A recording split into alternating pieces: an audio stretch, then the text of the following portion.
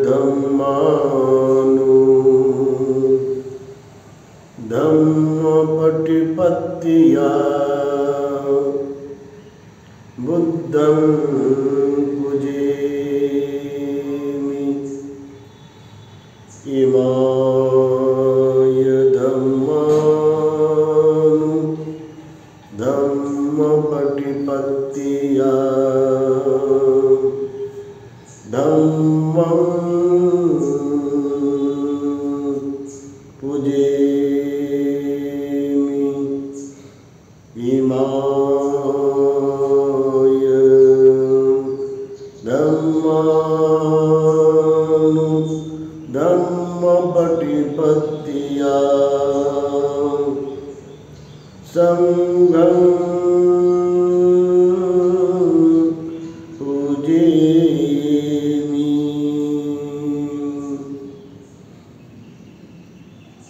अब नमन करो बुद्ध को, बुद्ध करे कल्याण। बुद्ध सदा रक्षा करे, बुद्ध बड़ा बलवान। अब नमन करे धम्म को, धम्म करे कल्याण। धम्म सदा रक्षा करे, धम्म बड़ा बलवान।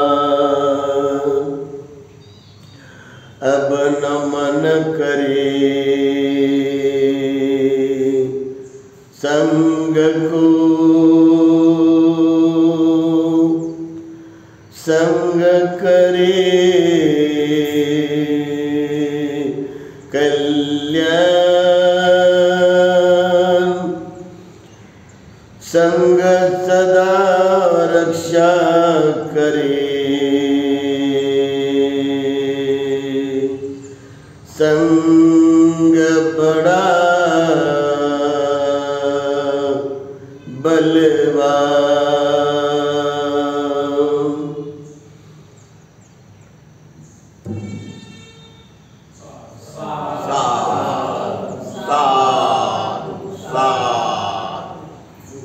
बुद्धं नमामि, धम्मं नमामि, संघं नमामि।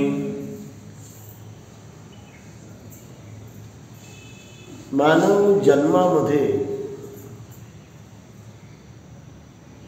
कोणत्या गोष्टी अशा आहेत की ज्या सर्वात आपल्याला शेवटपर्यंत मदत करतात,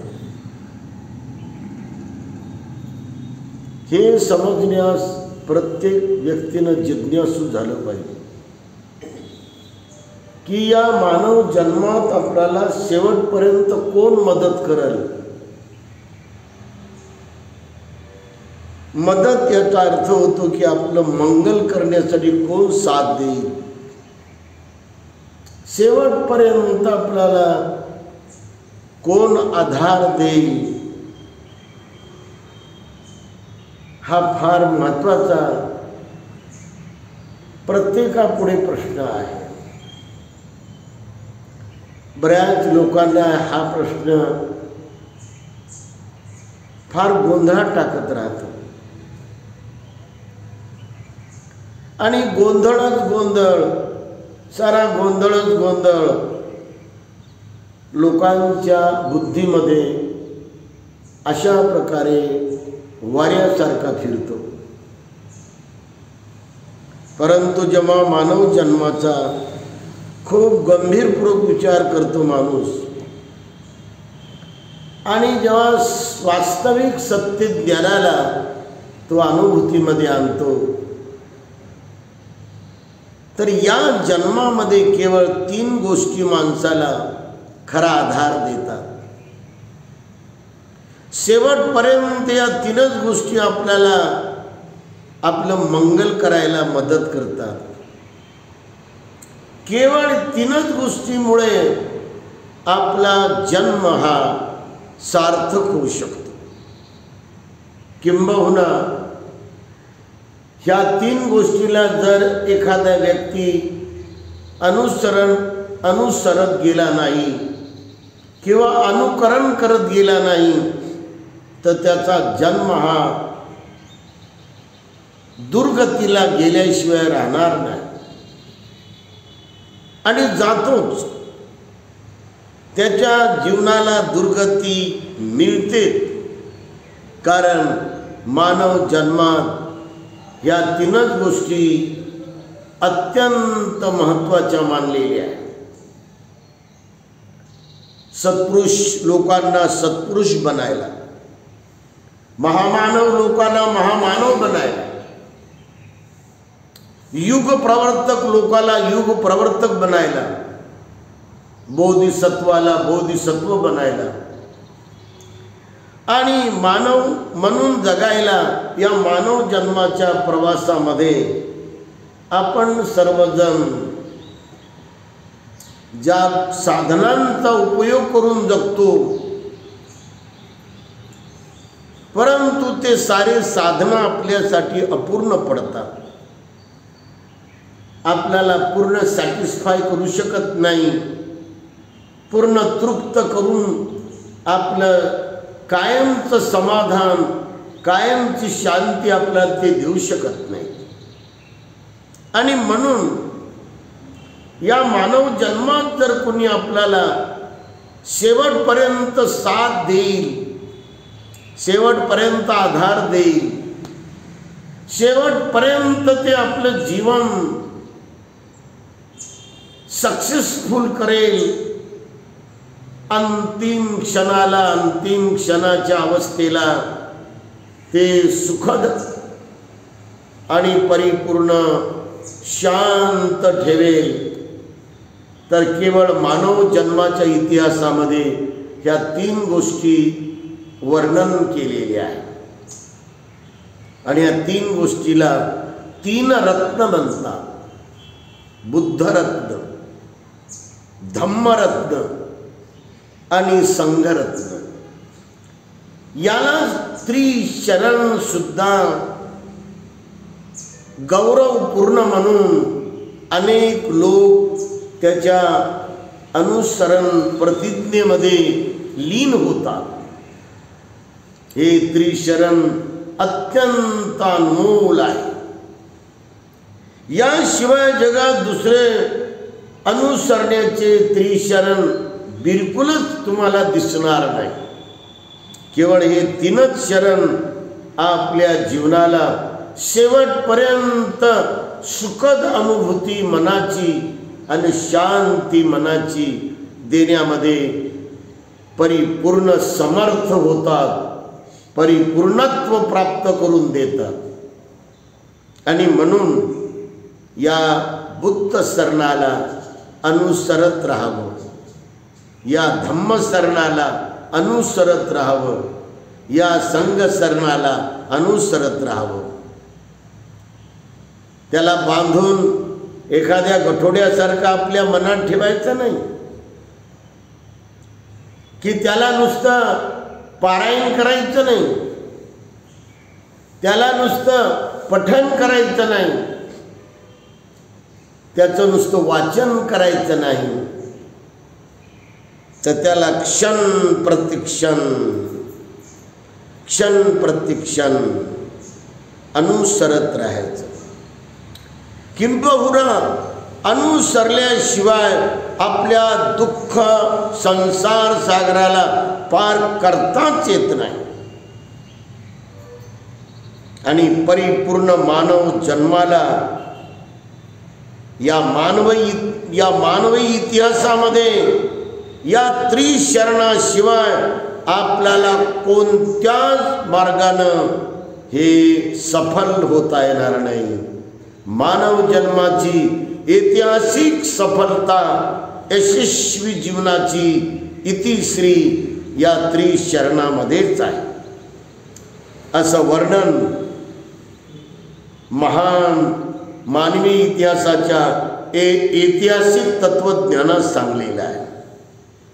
आणि म्हणून जे जे लोक महापुरुष झालेले आहेत, जे जे लोक सत्पुरुष बनलेले आहेत, जे जे लोक महामानव झालेले आहेत, जे युग प्रवर्तक बनलेले आहेत, जे जग बदलायला परिपूर्ण महान परिवर्तनवादी झालेले आहेत आणि जे अत्यंत अथांग ज्ञानानं भरून गेलेले आहेत, गाढा व्यासंग त्यांच्याकडे विद्वत्तेचा आणि अभ्यासाचा व अनुभूतीचा आहे, असे लोक या त्रिशरणाला शरण जाऊनच त्यांनी कोटी कोटी लोकांचा उद्धार केलेला आहे. आणि म्हणूनच याचं महत्त्व अनन्य साधारण ज्ञानामध्ये प्रगट करण्यात आलेलं आहे. कोणतं महत्त्व प्रगट करण्यात आलेलं आहे हे आपण जाणण्याचा प्रयत्न करावा. बुद्ध शरण म्हणजे काय आहे? बऱ्याच लोकांना असं वाटते की बुद्ध शरण म्हणजे आपण हात जोडणं, त्रिवार पंचांग प्रणाम करणं. त्रिवार पंचांग प्रणामामध्ये आपण फूल वाहणं, दीप लावणं, धूप लावणं आणि बुद्धं नमामि करणं, धम्मं नमामि करणं, संघं नमामि करणं एवढं पुरेसं असं बऱ्याच जणाला वाटते. पण ही बौद्ध जीवन पद्धतीची एक वळण लावणारी अत्यंत चांगली विनयशीलता आहे. ती सर्वस्व आपल्याला देणारी विनयशीलता नाही. यामध्ये आपल्याला जे प्राप्त करून घ्यायचं ते याच्यामध्ये सांगलेलं नाही. जसं एखाद्या माणसानं चालत चालत एखाद्या रस्त्यानं जावं आणि मग त्याला 2-4 रस्ते मिळतात किंवा 10-12 रस्ते मिळतात किंवा 20-25 रस्ते मिळतात किंवा 30-40-50-60-71-72 रस्ते मिळतात, तर तो गोंधळून जातो. आता कोणीकडे जाऊ? मी इकडे जाऊ का? इकडे जाऊ? या मार्गाने जाऊ? आणि असा तो चल बिचल होतो. कारण जगात अनेक रस्ते आहेत, अनेक मार्ग आहेत आणि त्या मार्गामध्ये लोक बुचकुळून घोटाळ्यामध्ये पडलेले आहेत.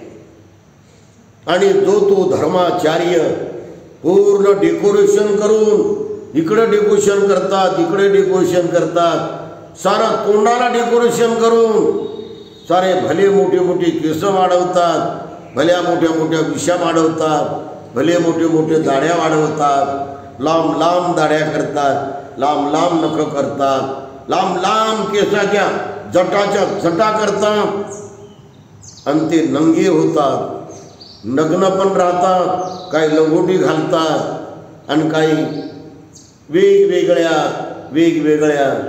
मेकअपमध्ये संसारामध्ये येतात.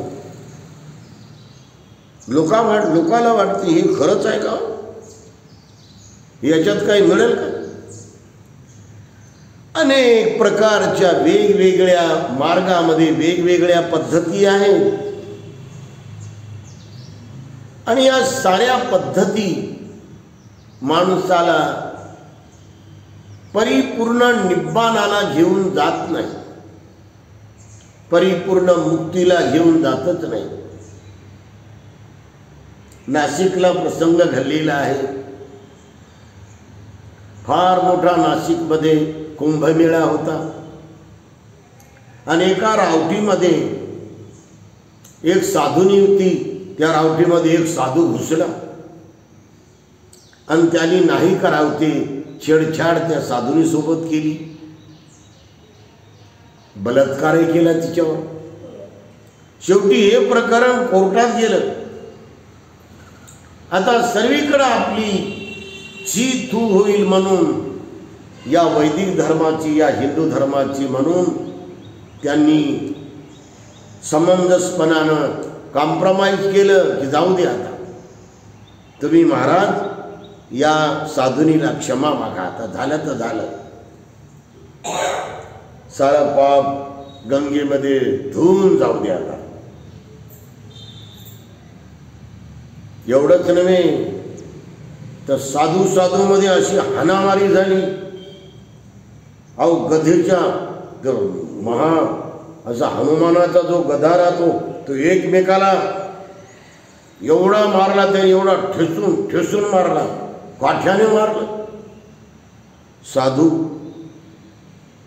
या नावाला धारण केलेल्या लोकांनी एकमेकाला मारावं का? एकमेकाला जखमी करावं का? एकमेकावर क्रोध काढावं का? एकमेकावर द्वेष काढावं का? एकमेकावर हाणामारी करावं का? म्हणजे या मार्गामध्ये माणसाला आपलं मन वश करायचं सांगलेलंच नाही. मन कसं जिंकावं, मनावर माइंड रिमोट कंट्रोल कसं करावं, मनावरला परिपूर्ण नियंत्रण कसं करावं, हे कोणत्याही मार्गामध्ये प्रामुख्यानं शिकवलेली शिकवण तिथे आपल्याला दिसून येत नाही.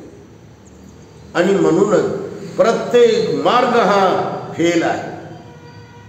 प्रत्येक मार्गाचा रस्ता जाता जाता तिकडे शेवटी काहीच नाही, अंधार अंधार अंधार आणि संशय आणि निराशा आणि उदासीनपणा आणि परिपूर्ण उदासीनपणामध्ये माणसाने आपला अंत करावा, अशी त्याच्या वाट्याला निराशा येते. आणि निराशामध्ये माणूस काय करणार आहे? ते शेवटी एक तर जीव देते, नाही तर स्वतःला कुठे खतम करते. जितकी जास्त निराशा, जितकं जास्त असमाधान, जितकं जास्त मन निगेटिव्ह नकारात्मक वृत्ती बनवत राहील, तेवढा माणूस त्या मार्गामध्ये कायमचा परिपूर्ण हे अयशस्वी होतो आणि दुःखामध्ये स्वतःला मारून टाकतो. न तर फाशी घेतो, न तर विष पितो, न तर पाण्यामध्ये उडी मारतो, तर पुन्हा वर येतच नाही, वाहतच जातो. बुटकुळ्या खाऊन त्याच्या अंगात पाणी जाऊन ते फुगून वर येते बेचार. अशी अवस्था आज अनेक मार्गानं चालणाऱ्या वेगवेगळ्या अशा पथिकांची आहे. वेगवेगळ्या अशा लोकांची आहे. अज्ञ लोक बेचारे काय करतील? अविद्येमध्ये पडलेले लोक काय करतील? त्यांच्या वाट्याला सत्य हे अनुभूतीवर त्यांना येतच नाही. ज्याच्या अनुभूतीवर सत्यच नाही तो कोणता साक्षात्कार करणार आहे? सत्य अनुभूतीनं सिद्ध केलं पाहिजे. जर अनुभूतीला सत्य सिद्ध करता येत नसेल तर ते सत्य होऊ शकते का? आणि म्हणून कोणतंही सत्य हे परिपूर्ण खरं आहे, परिपूर्ण माणसाला हे साथ देऊ शकते, याची सिद्धी करण्यासाठी त्याला अनुभूतीनं आपण पारखलं पाहिजे. त्याची परिपूर्ण पारख करूनच त्याला मानलं पाहिजे. आणि म्हणून बुद्ध हे एक सत्य आहे, परिपूर्ण सत्य बुद्ध आहे, परिपूर्ण ज्ञान हे बुद्ध आहे. मानवी जीवनाला सर्व प्रकारच्या अवस्थेतून, गलित गात्र अवस्थेतून, दुःख अवस्थेतून, भय अवस्थेतून, चिंता अवस्थेतून, निराश अवस्थेतून, असमाधान अवस्थेतून, सर्व प्रकारच्या घोर अज्ञानामध्ये पडलेल्या अवस्थेतून माणसाला परिपूर्ण प्रकाशामध्ये नेणार एक अंतिम सर्वज्ञ ज्ञान म्हणजे बुद्ध आहे. परिपूर्ण असं ज्ञान, त्यालाच आपण सम्यक समबुद्ध म्हणतो.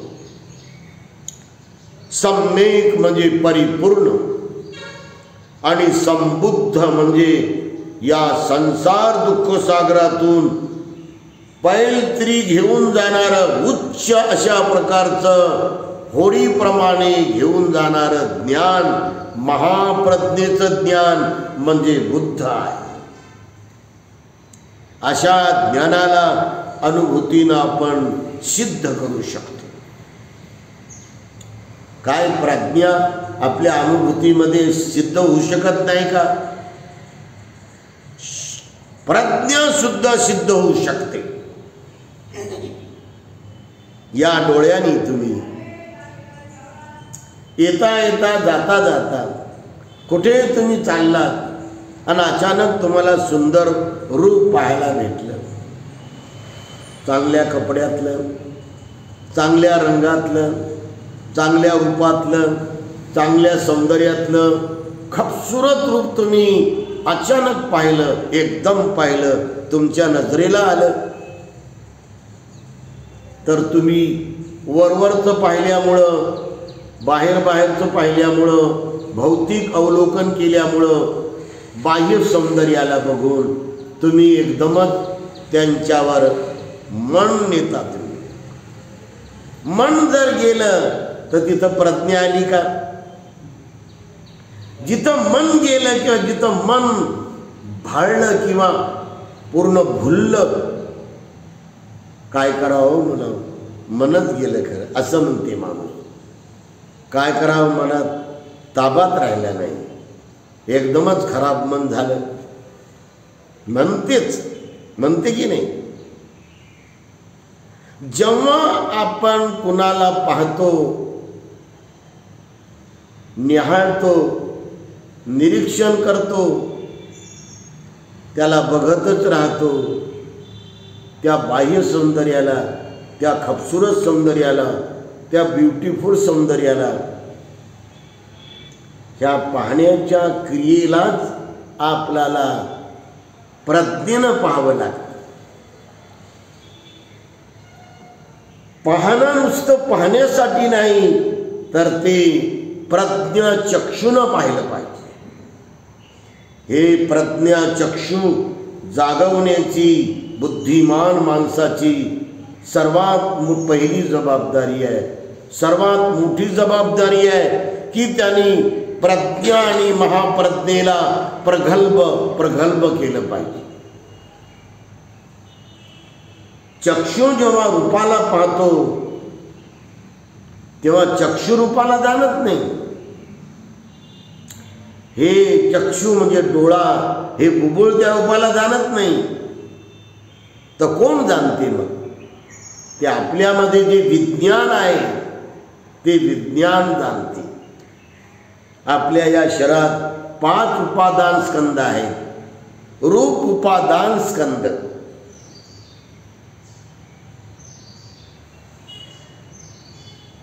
संस्कार उपादान स्कंद, विज्ञान उपादान स्कंद, संज्ञा उपादान स्कंद, वेदना उपादान स्कंद. रूप, वेदना, संस्कार, विज्ञान म्हणजे ह्या सर्व संज्ञा, ह्या 5 उपादान स्कंदामध्ये हे शरीर आहे. उपादान म्हणजे निर्मिती करणारी प्रक्रिया, जे बिकमिंग, निर्माण करत राहते, निर्मिती करत राहते. आणि म्हणून या चक्षुनं रूप सौंदर्य पाहिल्यावर जाणायचं काम विज्ञान करते.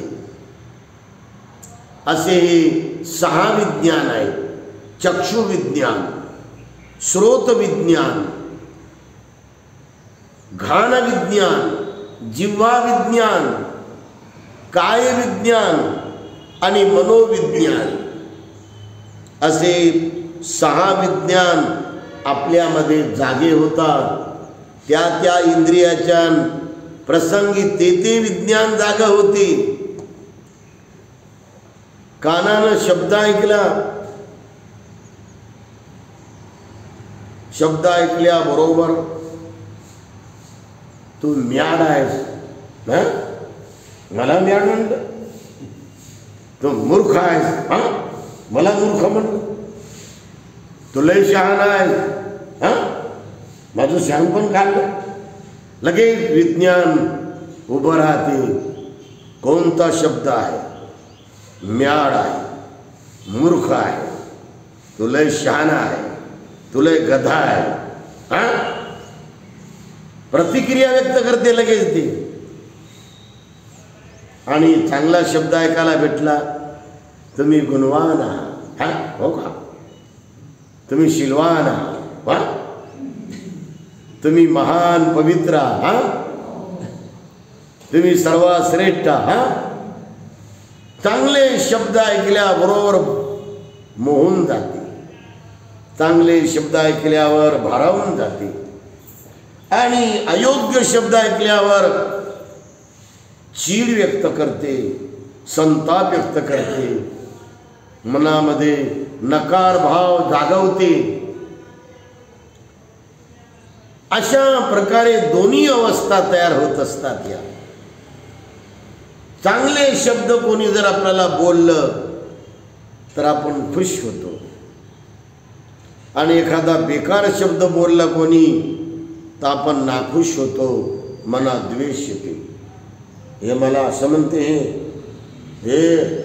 हे मला असं म्हणते, माझ्यावर आरोप करते, माझी निंदा करते, माझ्यावर भलते सलते आरोप करून माझी बदनामी करते, असं म्हणून ते अयोग्य शब्द याचं ते विश्लेषण करते, त्याचं मूल्यांकन करत राहते ते.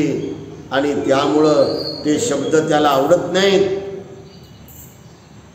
अशा प्रकारे विज्ञान हे चक्षुविज्ञान नव्हे, हे श्रोत विज्ञान आहे. कानानं ऐकल्यानंतर चांगले शब्द कोणी बोललं तर ते मन प्रसन्न होते, मन आनंदित होते, मन भारावून जाते. आणि वाईट शब्द कोणी बोललं तर मन नाराज होते, मन चिडते, मन नकार भाव व्यक्त करते, मन प्रतिक्रिया करते.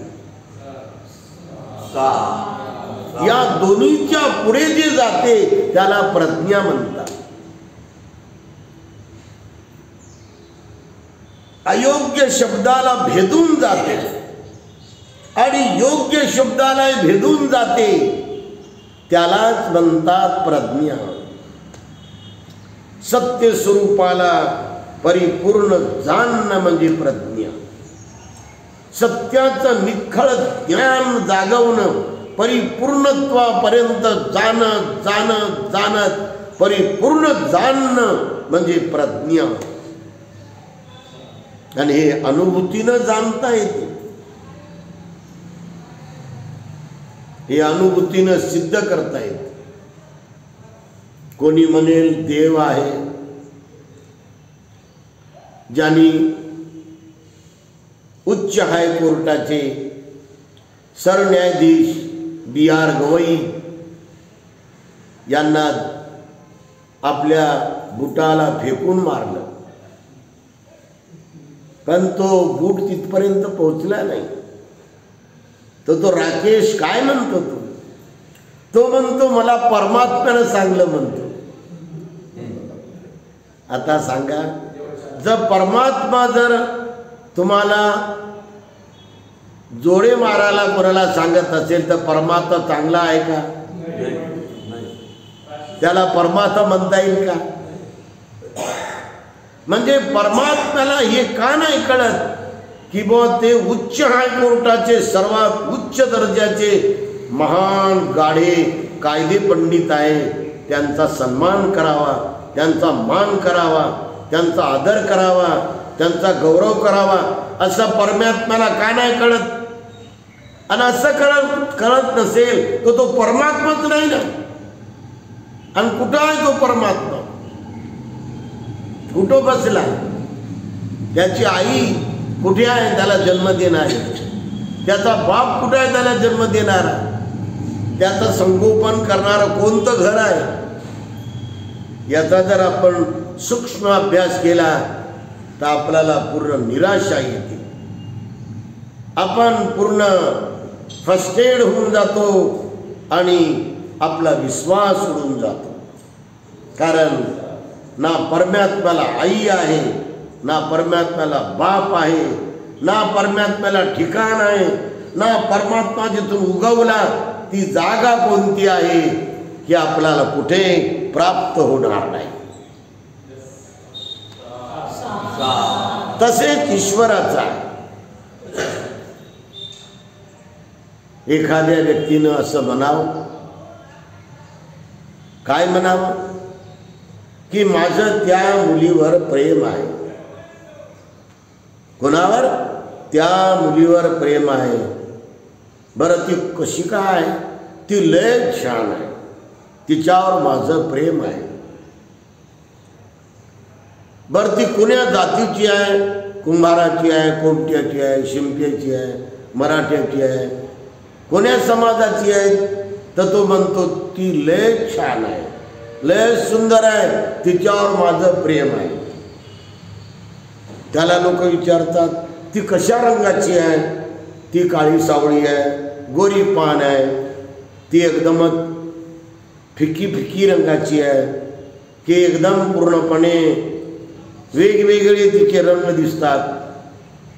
तो म्हणतो नाही, ती फारच छान आहे, लय खूबसूरत आहे. त्याला पुन्हा लोक विचारतात ती कशा उंचीची आहे? बुटकी आहे की उंच आहे, फॅट आहे, सडपातळ आहे, एकदम हडकुळी आहे, काय लठ्ठगठ्ठ आहे, काय पूर्णपणे हँडसम आहे?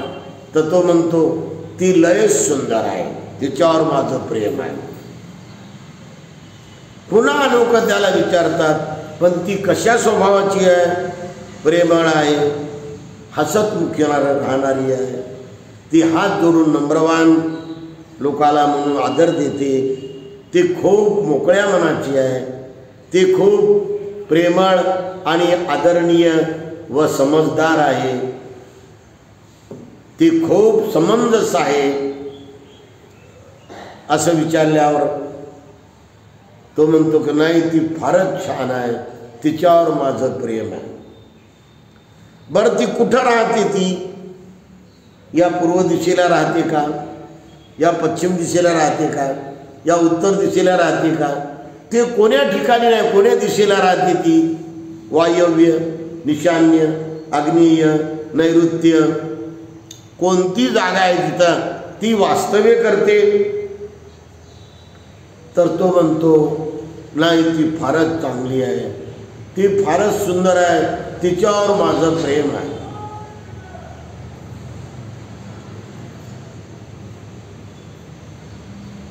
शेवटी तो काय उत्तर देऊ शकत नाही. कधी न पाहिलेल्या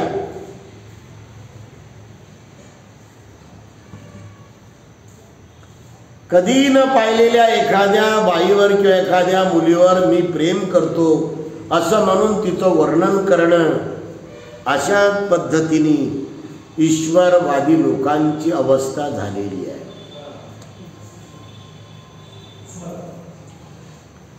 आपण या बाबतीमध्ये थोडंसं बघूया की बुद्ध हे परिपूर्ण माणसाला दुःखमुक्तीच्या मार्गाकडे घेऊन जाणारं सर्वात मोठं उच्च ज्ञान आहे.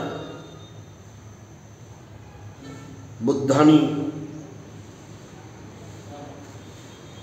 दुःखाचं कारणही सांगितलं, दुःखाची निर्मिती सांगितली,